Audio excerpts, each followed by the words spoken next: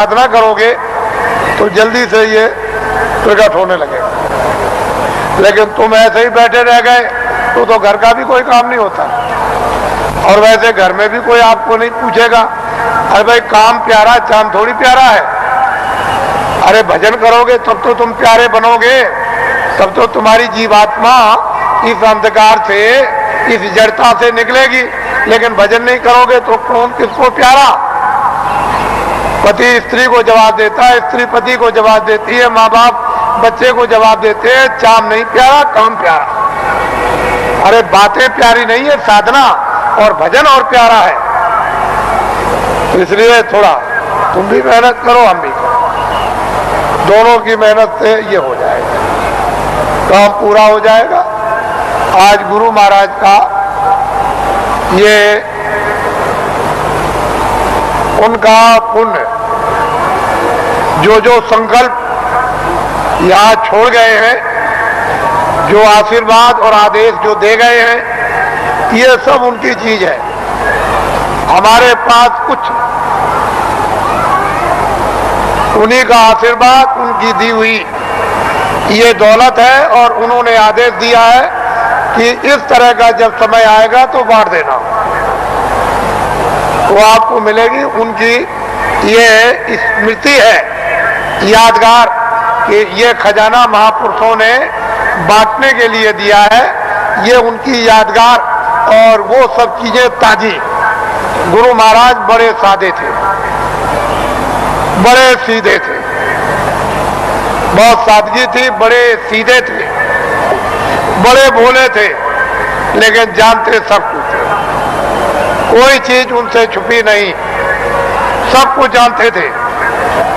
और उन्होंने ये संकल्प, तो उनका ये संकल्प है कि जीवों को बहुत लाभ होगा, रूहानियत का, आध्यात्मिकता का।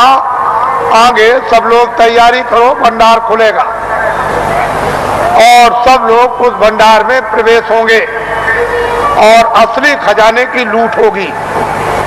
लोग लूटेंगे अपनी अपने दामन, अपनी अपनी झोली, नेत्रों की झोली, नेत्रों का दामन, दिव्य नेत्र की झोली और दिव्य नेत्र का दामन फैलाकर, और माल की, अद्भुत माल की, दैविक माल की, वो खजाने की यानी लुटाई होगी। और हीरे जवाहरात ये उस लुटाई के सामने कुछ नहीं है। वो चेतन हीरे, वो अमृत के हीरे ऐसे बरसेंगे जिसको ये सब के सब इस मनुष्य रूपी मंदिर में अपनी आंखों से वो लुटाई होगी कि जो वर्णन में नहीं आएगी। आपको क्या मालूम है कि आकाश से क्या वर्षा हो रही है? तुमने अपना दरवाजा ही बंद कर रखा, तो वर्षा क्या पता चलेगी?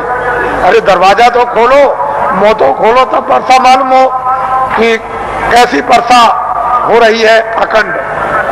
महात्माओं ने जो कुछ भी वर्णन किया है वो कटु सत्य है, उसमें जरा सा भी कोई गुंजाइश नहीं। तो ये उनकी पुण्यतिथि है, और उन्हीं के संकल्प का ये आपको प्रसाद। वो तो देने का एक आधार तो चाहिए, तो कोई आधार आपको, जो आधार है वो आपको दिया जाता है कि इसको आप संभाल करके ले जाएंगे। हो सकता है कि साल भर आपको अवसर न मिले, तो इसको आप प्रसाद को संभाल करके रखेंगे, और जरूरत पड़ने पर आप इससे काम लेंगे। अपनी व्याधियों में, परेशानियों में कभी कभी ऐसा भी होता है कि हे मालिक, हमको कुछ नहीं चाहिए, जितने दुख हमारे कर्मों के हों वो जल्दी से जल्दी हमको दे दीजिए, लेकिन प्रार्थना यह है कि बर्दाश्त जरूर दीजिएगा, और हमको आत्मधन लुटा दीजिए। तो इसलिए भी आत्मधन की लूट के लिए भी प्रसाद खाते हैं, ये तो मुख्य चीज है। लेकिन कभी कभी तरह तरह के कष्ट तरह तरह की परेशानियां, तरह तरह की हैरानियां परिवार में, बीमारियां परिवार में, बच्चों में और बच्चियों में, पत्नी में और पति में, भाइयों में, माँ में, पिता में, अड़ोसी में, पड़ोसी में, जात में, बिरदारी में, समाज में, दफ्तरों में और राज में और इसमें और उसमें, ये तरह तरह की जो बीमारियां, जो रोग लग गए हैं, उनके लिए भी लाभदायक। लेकिन यह है कि अनुचित उपयोग करोगे तो लाभ नहीं होगा, उचित उपयोग करोगे तो लाभ हो जाएगा। अनुचित क्या उपयोग है कि मैं ये प्रसाद खाता हूं, आज मैं रात को डकैती डालूंगा, मुझे 1 लाख रुपया मिलना चाहिए, ये अनुचित, इससे लाभ नहीं होगा। तुम इसको खा करके डकैती डालोगे, चोरी करोगे, मौके पर पकड़े जाओगे और फिर कर्मचारी अधिकारी पकड़ेंगे तो वो डंडे मारेंगे, कचहरी पहुंचा देंगे, तुम्हारी सजा हो जाएगी। तो अनुचित प्रसाद का उपयोग मत करो, उचित करो।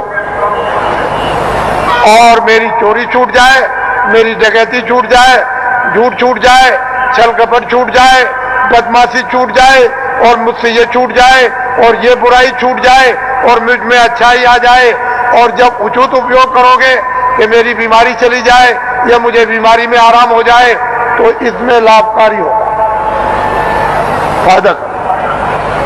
ये इसलिए बातें आपको बताए देता हूं कि आप श्रद्धा से, आस्था से आपने रात को तपस्या की है ठंडी में। हम भी देख रहे हैं, हम कोई ऐसा थोड़ी कि नहीं। आपको क्या मालूम कि रात को मैं कैसे घूम रहा था, किसी को नहीं पता कि मैं कैसे निकल के, किसी ने नहीं पहचान पाया, कोई भी सड़क पर पहचानने वाला नहीं मिला। तो आपको तो ये जानना चाहिए कि मतलब ये है कि मैं देखता हूं, ऐसा थोड़ी है कि मतलब मैं अंदर घुस गया तो मैं देखूं और समझूं नहीं उसको। तो ये सब मैं देखता हूं कि आप अंगों से तपस्या कर रहे हो और तपस्या का फल आपको मिलेगा।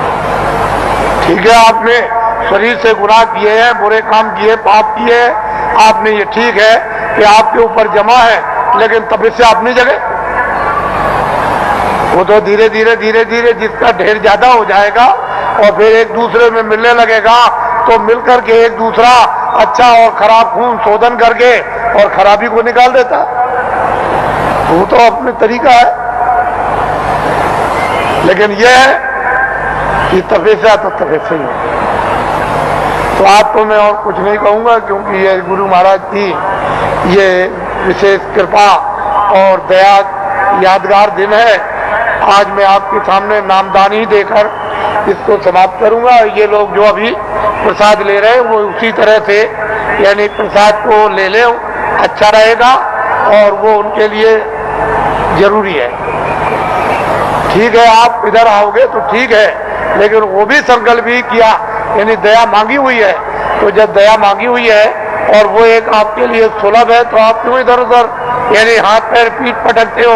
जो चीज मिल रही उसको तो पहले ले लो, और कुछ मिल जाएगी वो भी ले लेना।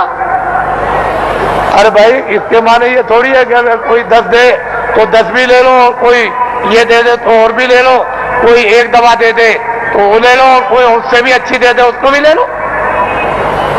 तो ऐसा क्यों कि बस हम नहीं लेंगे? अरे रोग तो रोग ही है, बीमारी तो बीमारी, भूल भटक